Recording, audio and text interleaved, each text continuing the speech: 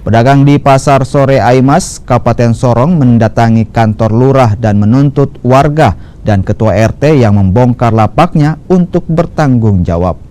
Sementara itu ketua RT yang melakukan pembongkaran langsung meminta maaf atas perbuatannya. Warga melakukan pembongkaran lantaran selokan di area pasar tersumbat sehingga permukiman warga terendam banjir. Meski telah meminta maaf, namun pedagang tetap meminta pertanggungjawaban ketua RT lantaran lapak mereka telah hancur. Sementara itu, Dinas Perdagangan Kabupaten Sorong akan membantu membenahi lapak dan saluran yang tersumbat di Pasar Sore Aimas. Mohon maaf atas kegaduhan yang terjadi.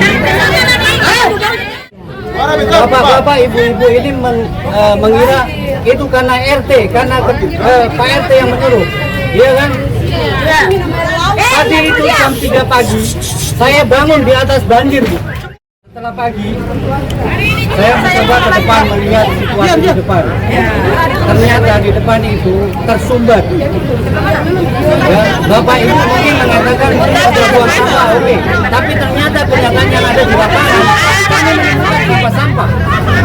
Dan itu tanpa ada pemberitahuan, tanpa ada inisiatif dari kasih. Lapak itu dibongkar dengan secara tidak manusiawi. Masa hanya papan dengan kayu 55 orang tarik pakai seleng, kapal dengan trek. Kenapa tidak panggil kami lalu bongkar itu lapak dengan secara manusiawi? Mungkin hadirkan kami di sana, kasih tunjuk, oh ini tersumbat karena ada sampah di sini, ada sampah di sini. Ibu-ibu ke depan tolong ini diperhatikan. Tapi hal itu tidak dilakukan. Hanya kami kaget, kami punya pasar, kami punya piring makan, kami punya perut. Sudah dibongkar. Siapa yang tidak marah ketika dapur dihancurkan oleh orang lain? Ini kami punya dapur, ini kami punya piring makan. Pejabat itu kan ada salah satu pejabat, mereka tuh bisa gesek KTM. Kami tuh gesek di Pasar Sore baru bisa hidup. Kalau kami tidak berjual, kami tidak bisa hidup. Kami punya saya dan kami beberapa orang itu sarjana dari pasar itu.